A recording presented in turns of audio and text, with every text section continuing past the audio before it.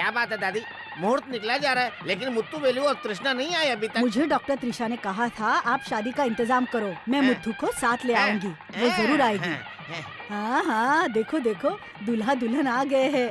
सुनो, आरती उतारने के लिए आरती की थाली लेकर आओ। तुम आगे बढ़ो, चलो चलो, अरे बजाना शुरू करो। क्या बात है, सिर्फ तुम आई हो, दूल्हा नहीं आया क्या? भाई साहब जरा इधर आइए। पहली बार शादी में बिना शादी हुए बैंड बजाने वाले आपकी पहली शादी होगी। ये लीजिए पैसे। ये क्या है? अब शगुन की बात क्यों कर रही हो बेटा? हाँ दादी, मैं अभी आपके पोते से शादी नहीं कर सकती हूँ, इसलिए मैं शादी का खर्चा दे रही हूँ, ले लीजिए। क्यों क्यों शादी करने के लिए मना कर रही हो? आपका पोता पहले से ही किसी और का पति है। हाँ? अरे आप लोग यहाँ इस तरह क्यों खड़े हैं? मुहूर्त का वक्त हो रहा है, दूल्हा दुल्हन को बुलाइए।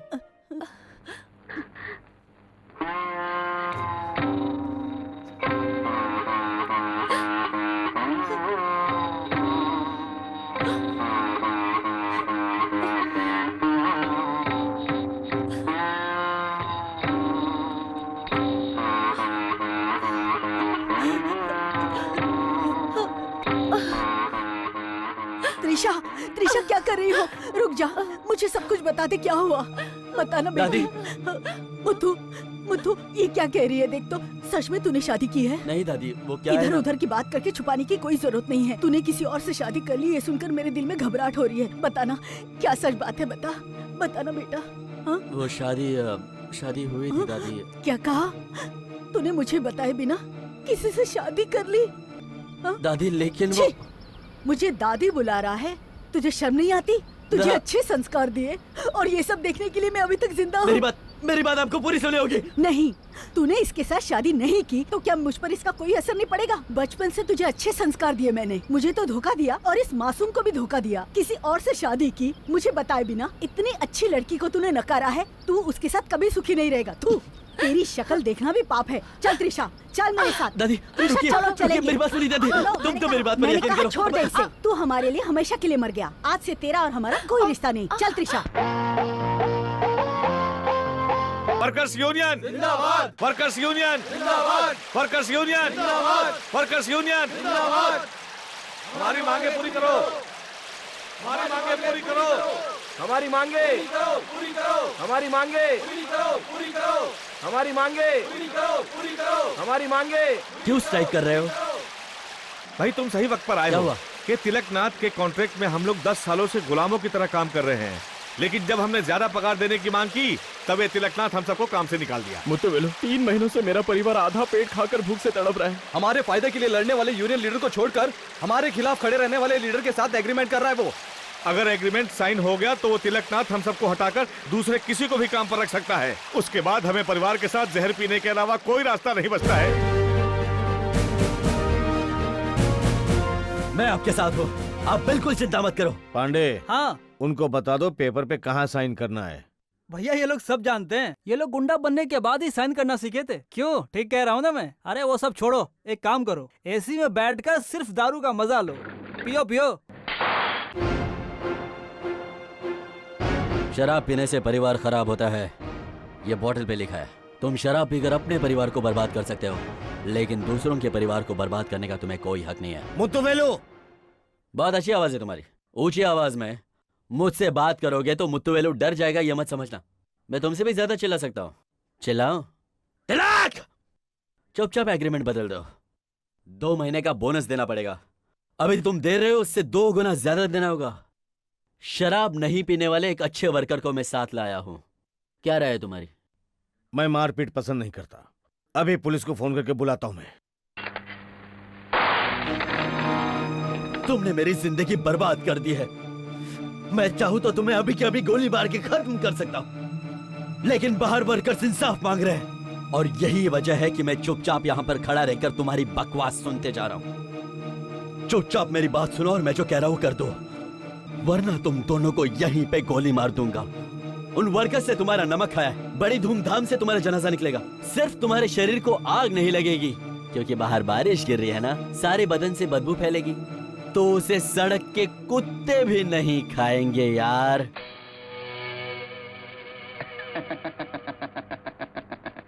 मुत्तू वेलू, ये क्या है जानते हो? पांडे, मुत्तू वेलू जो कहे वो करो भाई। हैं? चिल्लाओ मत, शांत रहो, शांत रहो, शांत रहो। मुत्तू वेलू ने हमें नई जिंदगी दिया है। 2 गुना ज्यादा पगार और 6 महीने का बोनस मिलेगा। आज से हमारा नेता मुत्तू वेलू है। हमारा नेता मुत्तू वेलू, हमारा नेता मुत्तू वेलू, हमारा नेता मुत्तू वेलू। कैसे बात करूं हे भगवान।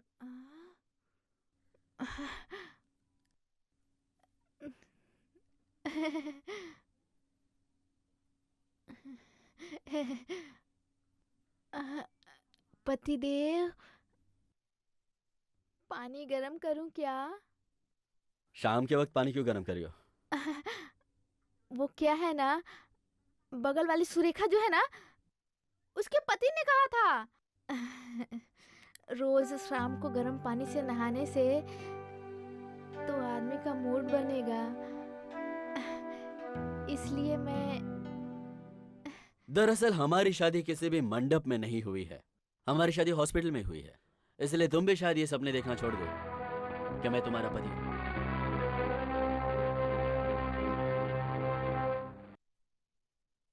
क्या हुआ भवानी? कुछ नहीं भैया, सेकंड शो फिल्म चलोगे क्या, ये पूछ रही थी। बस तुरंत टिकट लेने चले गए। पहले शो का टिकट लेने से ही इनकार कर रहा है, मैंने सब सुन लिया है। लेकिन तुम अपने भाई से छुपा रही हो, ये तुम अच्छा नहीं कर रही हो। मैं तेरा दर्द जानता हूँ, अच्छी तरह से जानता हूँ। लेकिन एक बात है, तुम यहाँ पर रो रही हो, मैं बाहर किसी को हंसने नहीं दूंगा। क्यों बे? मौज मस्ती कर रहा है, हंस रहा है? वाह मेरी बहन, अकेले घर में बैठकर रो रही है, इसलिए तू मजाक कर रहा है। मजाक कर रहा है ना? नहीं भैया, नहीं नहीं। सब कान खोलकर सुन लो, इस गली में कोई भी आदमी घर के अंदर नहीं सोना चाहिए, और कोई भी औरत शाम को गर्म पानी नहीं करेगी। क्या बता? क्या भैया? बताना। क्या बताओ बोल। भैया? हैं? अरे बोलना। मोहल्ले के सारे लोग अपना बोरिया बिस्तर लेकर बाहर सो जाओ। चलो बाहर सो जाओ, बाहर बाहर सो जाओ, बाहर सो जाओ। अरे इस दुकान में क्या मिलता है? अरे चाय की दुकान पे और क्या मिलेगा, चाय मिलेगी। मैं चाय जैसी मामूली चीज नहीं पीता, खीर वगैरह है क्या? वो सब नहीं है। अरे एटलीस्ट बॉर्नविटा दे देना।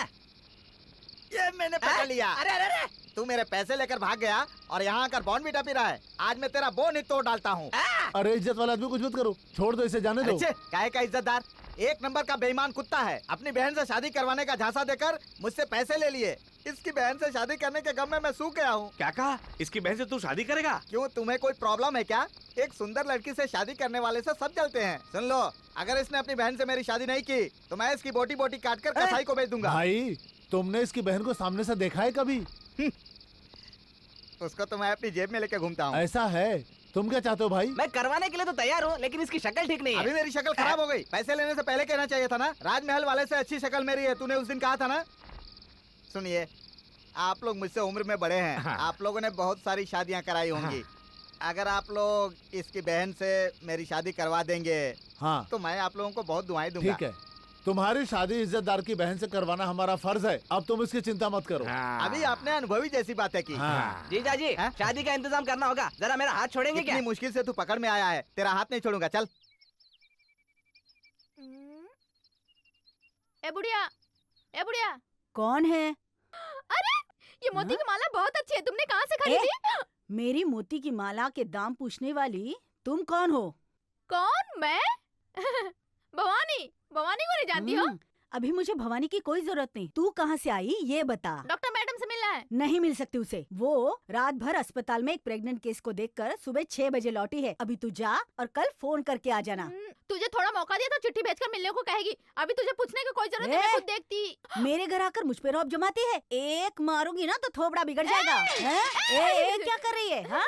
झाड़ू से मारूंगी। समझ के छोड़ रही हूँ, नहीं तो। अरे भवानी, मैं अभी नीचे आ रही हूँ। अरे इससे मिलने के लिए तू क्यों आ रही है? रुक जा, मैं आती हूँ। कुछ देर के लिए सो जा बेटी, उससे बाद में मिल लेना। जा। दादी, ये कौन है जानती हो? कोई भी होने दो, तू जा। आपके पोते ने इसी से शादी की है।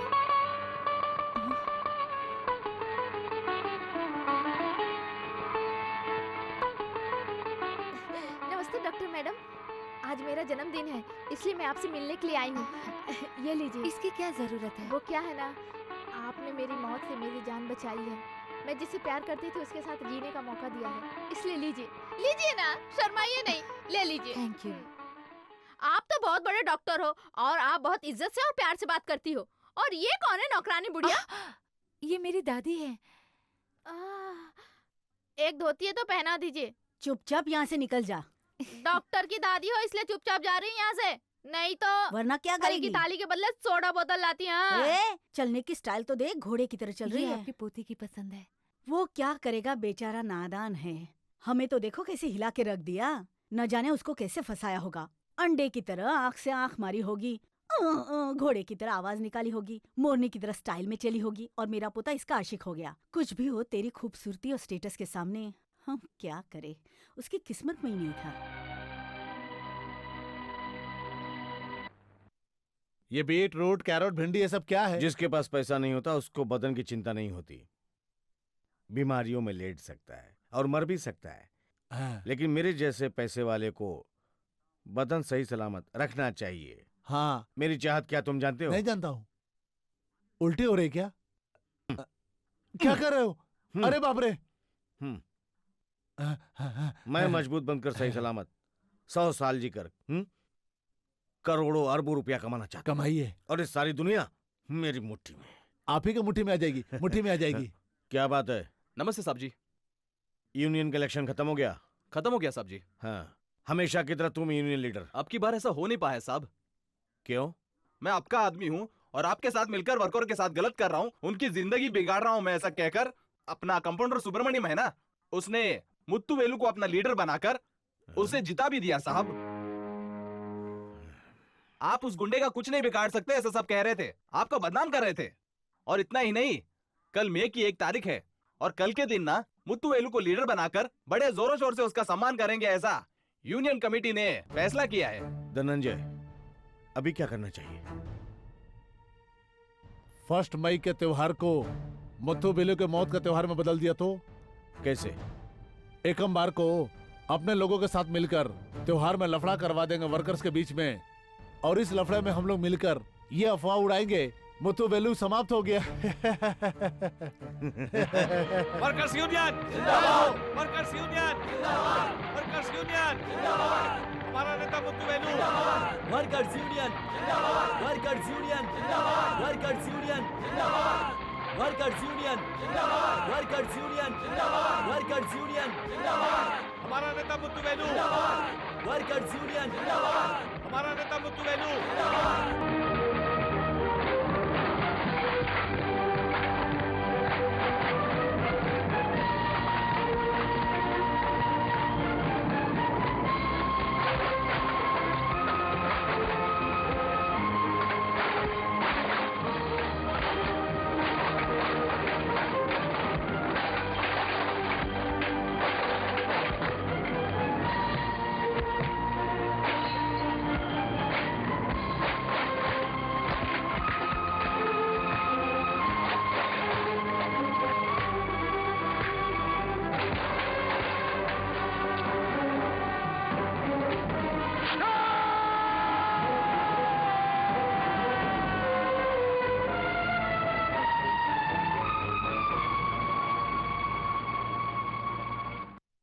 तुम चिंता मत करो भवानी, तुम्हारे पति मौत से बच गए हैं। आप क्या भर्ती हैं तो उनकी जान बच जाएगी, ये मैं बहुत अच्छी तरह से जानती थी डॉक्टर मैडम। फिर तुम्हें क्यों चिंता हो रही है भवानी? कल तुम अपने पति को घर ले जा सकती हो।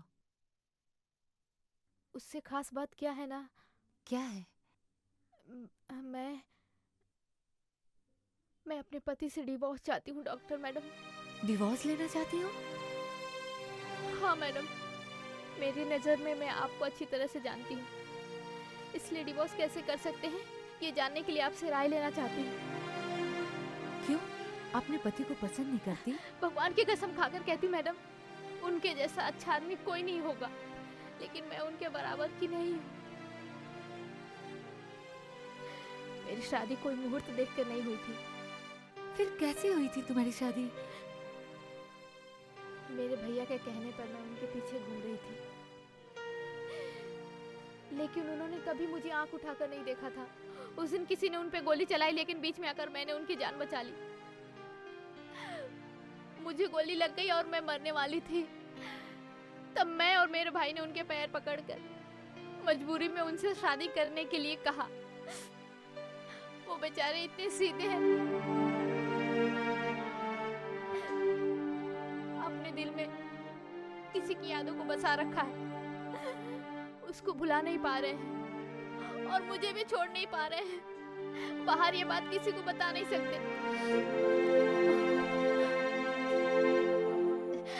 अगर मैं उनसे दूर हो गई तो वो जिससे प्यार करते हैं उससे शादी कर सकेंगे, खुश तो रहेंगे। फिर तुम्हारा क्या होगा?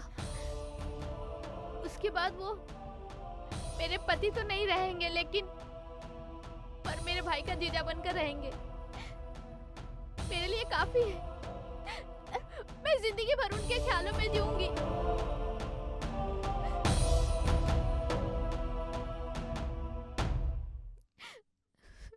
तुम एक सच्चे दिल की हो, इसलिए तुम्हें सच्चा आदमी मिला है। तुम चिंता मत करो, तुम्हारे पति को मैं अपने तरीके से समझाऊंगी। तुम खुश रहो, इसका इंतजाम मैं करूंगी। आप सच कह रही हो मैडम? हाँ, सच्ची में, मैं वादा करती हूँ। मैं चलती हूँ।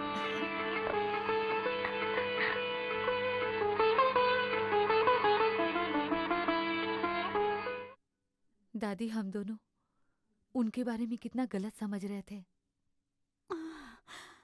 एक औरत से फंसे हुए आदमी का हाल बेहाल होता है, और मेरा पोता तो हम तीनों औरतों में फंस गया है। उसे सिर्फ भगवान ही बचा सकता है।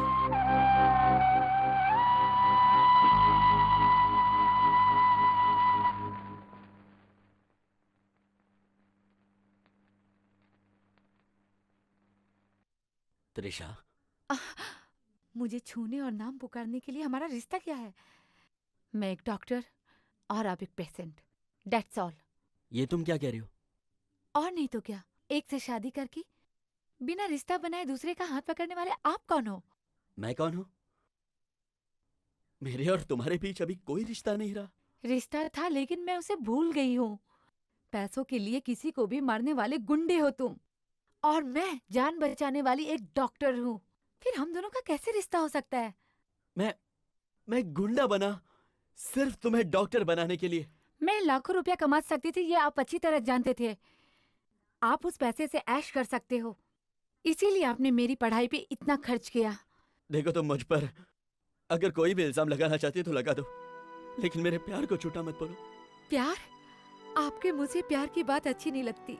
एक गरीब लड़की ने आपकी जान की परवाह किए बिना आपसे शादी की, और आपने प्यार के नाम पे उस गरीब लड़की को धोखा दे दिया। आपकी दादी ने सच कहा था, जहाँ लड़की देखी नहीं कि पीछा करते हो। आप उसी खानदान से आए हो, आपसे बात करके क्या फायदा? लड़की के पीछे पड़ने वाले जानवर हो आप। एक अनपढ़ गवार आपको पति मान सकती है, लेकिन पढ़ी लिखी मैं आपको आदमी में भी नहीं गिनती हूँ, मिस्टर मुत्तुवेलु। तेरी हिम्मत कैसी हुई मेरा नाम लेने की? हाँ, मैं लड़की के पीछे भागता हूँ? तेरे जैसी बेसहारा और अनाथ लड़की की मदद की मैंने, उसका यह एहसान चुका रही हूँ मुझ पर?